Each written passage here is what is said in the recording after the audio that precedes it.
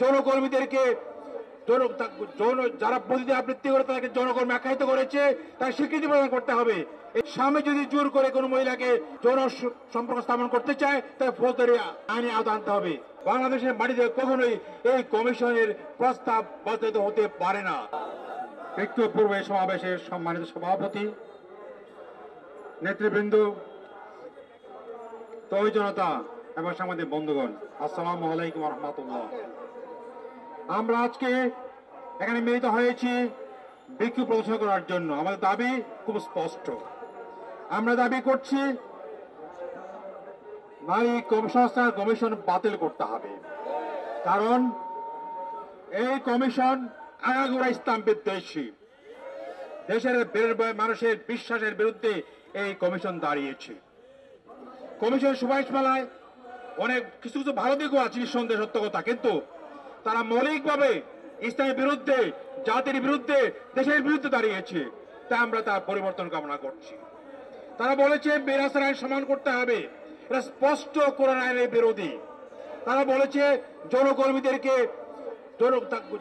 যারা প্রতিদিন আবৃত্তি করে তাদেরকে যৌনকর্মী আখ্যায়িত করেছে তার স্বীকৃতি প্রদান করতে হবে। এটা একটা মুসলিম সমাজে কখনোই সম্ভব না।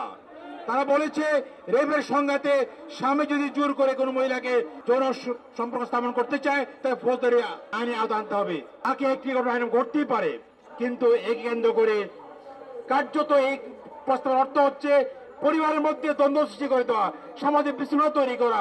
এটা আমরা কখনোই হতে দিতে পারি না। তাই প্রিয় ভাইরা আমার, আমাদেরকে এই কমিশনের বিরুদ্ধে, কমিশনের মূল প্রস্তাবের বিরুদ্ধে রুখে দাঁড়াতে হবে। বাংলাদেশের মাটিতে কখনোই এই কমিশনের প্রস্তাব বাস্তবায়িত হতে পারে না। আমরা প্রধান উপদেষ্টাকে অনুরোধ করব, দ্রুত সঙ্গে আপনি এই কমিশনকে বাতিল করে নতুন কমিশন গঠন করুন। সেখানে ইসলামপন্থীদেরকে সাথে রাখতে হবে, শুধু কিছু নাস্তিকে রাখলে চলবে না। নাস্তিকদের রেখে বাংলাদেশের মুসলমানদের সমাজে কোনো কমিশন হতে পারে না। যারা একই কমিশন মেম্বার হয়েছে তারা বেশিরভাগই নাস্তিক। এদের দ্বারা কোনো কমিশন সম্ভব নয়। তারা পাশ্চাত্যের দ্বারা প্রভাবিত, তারা আধিপত্যবাদের দ্বারা প্রভাবিত, তাই কমিশন চলতে পারে না।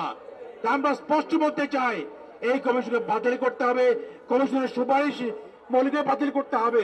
দু একটি ভালো জিনিস যা আছে সেগুলো আমরা নতুন কমিশন করে রাখার ব্যবস্থা করতে হবে।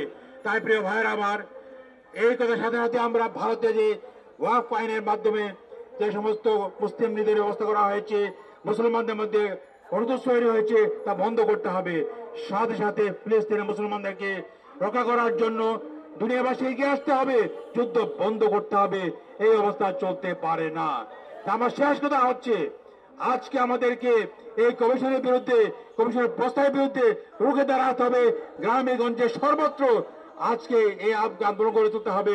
তখন পর্যন্ত এই কমিশন বাতিল হয়, কমিশনের সুপারিশমালাকে প্রত্যাহার করা হয়। তাই আমরা অনুরোধ করছি, আসুন আমরা সবাই মিলে এই কমিশনের বিরুদ্ধে, কমিশনের যে সমস্ত মৌলিক প্রস্তাব আছে তার বিরুদ্ধে রুখে দাঁড়াই এবং তাকে প্রত্যাহার করে এগিয়ে যায়। আল্লাহ আমাদের তৌফিক দিন। আমিন। আসসালামু আলাইকুম ওয়া রাহমাতুল্লাহ।